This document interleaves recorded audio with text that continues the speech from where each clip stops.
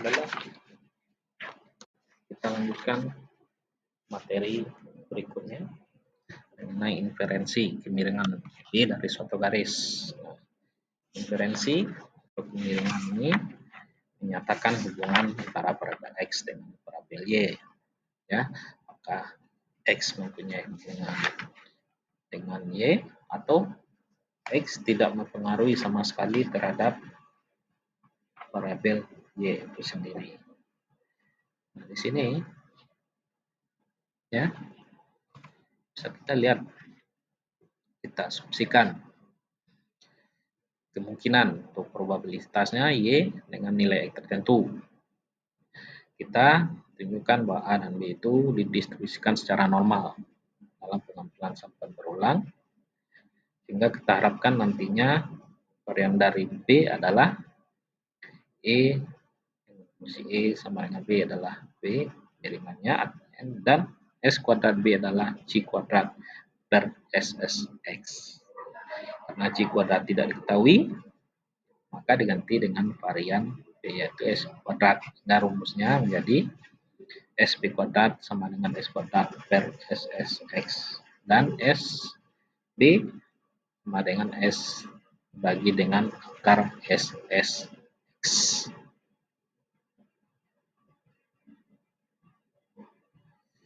Nah, di sini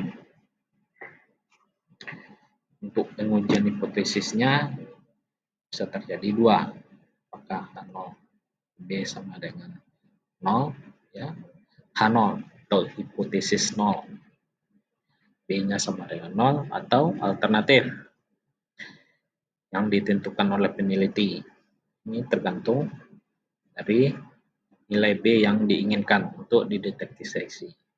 Ya, kemudian ada namanya statistik atau tes uji T B kurang B0 bagi dengan SB dengan N kurang 2 DB-nya. Interval sendiri sama minus B kurang T ujinya diantara, kemudian B plus diantara B ujinya. Ini harus dibandingkan juga T tes T uji dengan T hitung terus besar dari T tabel, sehingga bisa disebut dengan T regresi nyata.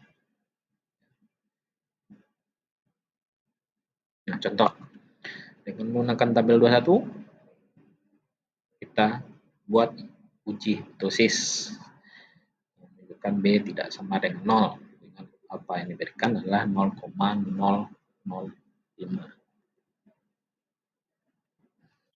Sini H0 ada yang B, ada yang tidak sama dengan B.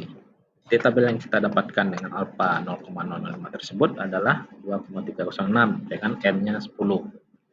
PSB S per akar SSX.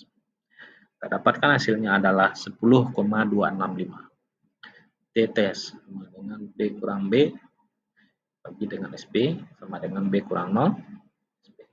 Hasilnya adalah 5,12. Sehingga kita dapatkan kurvanya adalah ini 5,12 keluar dari plus 2306 maupun minus 306. Berarti darah penerimaannya adalah di antara keduanya. Ya, berarti T tes besar dari T tabel. Berarti B hipotesis 0, B sama dengan 0, kita tolak. Ya, berarti ada pengeluaran biaya iklan. Bisa kita gunakan atau B kecil atau besar dari 0.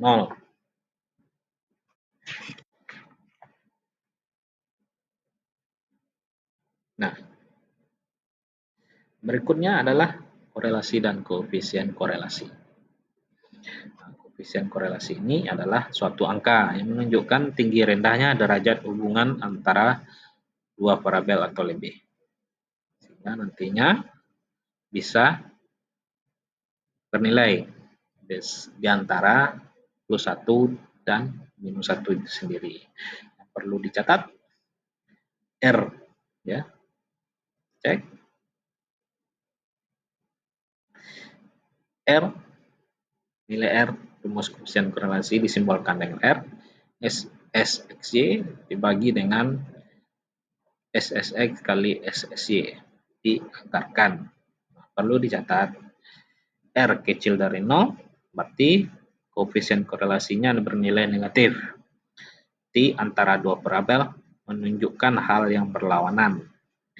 Nah, pada grafis nantinya garis regresinya miring ke atas kanan. Kalau R-nya besar dari 0, di dua variabel menunjukkan hal yang sejajar atau paralel. Positif ya, koefisien korelasi positif. Pada grafik garis regresinya miring ke bawah kanan. Kalau R sama dengan 0, berarti tidak ada hubungan sama sekali antara dua variabel. Grafik tidak ada korelasi linearnya. Nah, contoh, kita hitung koefisien korelasi untuk data pengeluaran iklan dan volume penjualan pada tabel 21.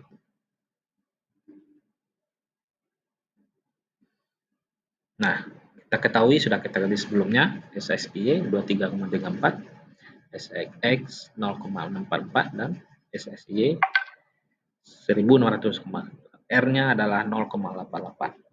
Berarti bernilai positif, R besar dari 0. Berarti apa kesimpulannya? Ya, ada hubungan antara pengeluaran iklan berjalan dengan volume penjualan. Positif berarti semakin tinggi dana, semakin besar pula volume penjualannya. Nah, demikian yang perlu saya jelaskan. Berikut ini adalah latihan bisa kamu kerjakan untuk memperdalam materi ini. Terima kasih. Berikutnya kita akan masuk ke materi yang baru.